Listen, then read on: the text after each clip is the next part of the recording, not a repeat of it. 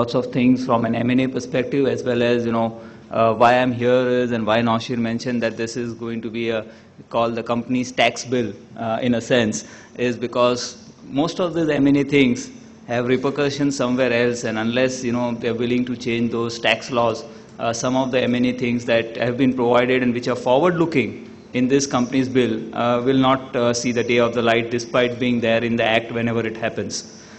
So maybe that's where we come in, Naushir, from a tax perspective, and to see how the government is willing or not willing to make some of those changes in the tax arena.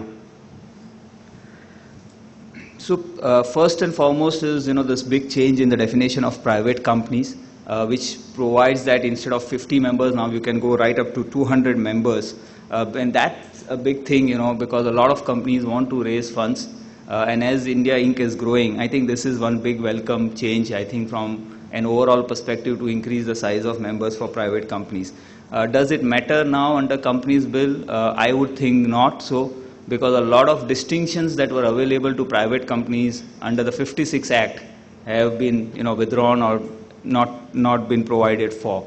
So primarily, yes, they've allowed 200 members with private companies, but at the same time, they've taken away a lot of exemptions to private companies.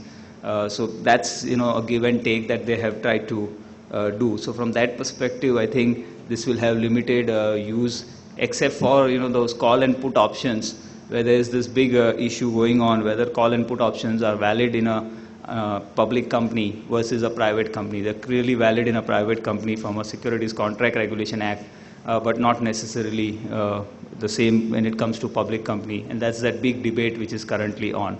So that limited extent, I would think, a private company would have its own role to play. But apart from that, I don't see a major change because of the withdrawal of the exemptions to private companies. The other aspect is, there is now this restriction on accepting deposits for private companies. It's now restricted only to members. So neither directors nor relatives of members or directors can make those deposits. And we know that currently also, if a member has to put a deposit or a director has to put a deposit, it has to be from own funds and cannot be from borrowed funds. So this will create a big restriction for private companies to access funds from known sources for its own operations. So this, I think, one thing which at least we've tried to tell them that this needs to be relooked, because how one sources its funds should be left to that company if it is a private company. The other concept of one-person company has been introduced. This will be a good thing for a lot of MNCs, because you don't need two shareholders for a company to be registered. You can register it with one company if you are a 100% subsidiary in India, or for wholly owned subsidiaries for Indian companies. And this has some tax background. I don't want to get into it, because there is one advance ruling which says that if you hold shares yourself and with your nominees, and if you transfer assets between those two companies, it could be subject to capital gains, whereas all through the years, there was this notion that transfer between a holding company and its wholly owned subsidiary is always tax-free. So that to that extent, this can solve that issue if the tax law doesn't change or the interpretation of the tax law doesn't change. Holding subsidiary relationship, I think the major change is, and maybe partially Dolphy did mention about it, is on now they have moved from equity share capital to total share capital. And as a result of this, if you have preference capital, there could be very different interpretations of holding and subsidiary relationships. And maybe later on in the presentation, there is a simple example where I'll carry you through as to what a preference capital of a different nature can mean. And one needs to be very careful unless the rules provide that the consolidated statements are going to be in link to the Indian accounting standards and not the company's bill. One may have to consolidate accounts based on preference shares holding itself. So one needs to be very careful about this piece. They've allowed now conversion of limited companies into unlimited companies, which was not earlier there in the Act. I think this is there, so probably in some government contracts, I understand that there is a need to have unlimited contracts, unlimited liabilities. Maybe there is where it is useful. They've also provided for conversions of LLPs into companies which was not there earlier. So they've specifically brought this thing here, which is a very good move from their side. Buybacks, I think they've now provided for a restrictive buyback regime in a sense, because they're saying that buyback can happen only once, and then you need to wait for a 12-year cooling off period before you can do the next round of buyback. 12 months. Sorry, 12 months before you can do the next round of buyback.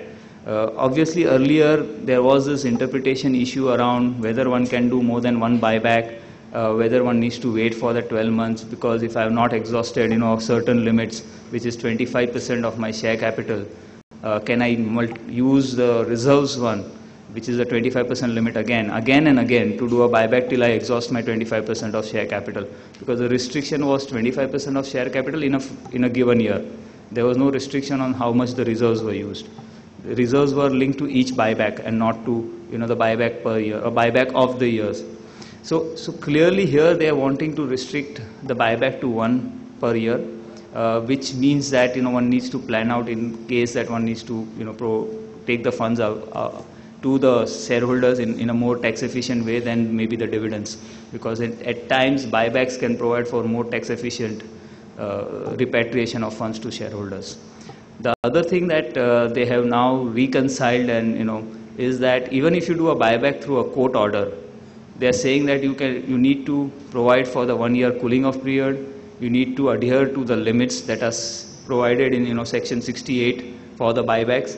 So that is what clearly has been provided, because we've seen in the past corporate restructuring being done through courts where buybacks about 25% have happened, and people have returned their monies through a court order, and the court order would override the other provisions of the act. So they have now clearly provided that no court order can override those provisions. Dividend, again, there is no transfer to reserves required, and as we heard Naushir say that anyway people are conservative. India Inc. is conservative in declaring dividends from an overall.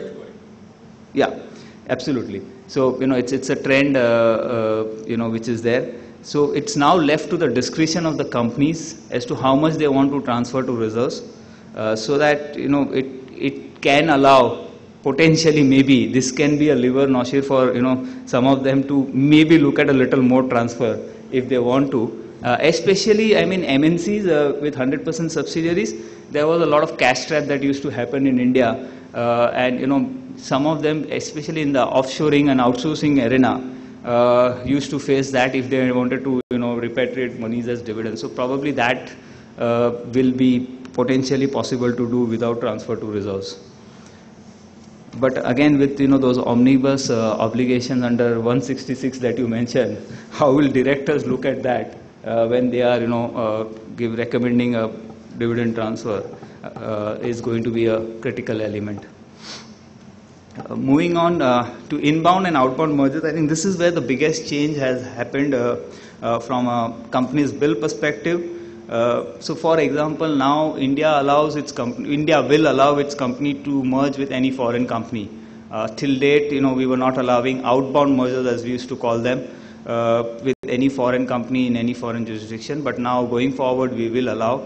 The only issue is, will it happen overnight? I don't think so. Why? Because I think the tax law needs to change. Because today, the tax neutrality of mergers or amalgamation is only when the surviving company is an Indian company. Now, in this case, if you are merging into a foreign company, the surviving company will be a foreign company, the Indian company will go out of existence. So unless they change the tax law in line with the company's bill, I don't think this is going to be a scenario which will play out itself once the company's bill is also passed.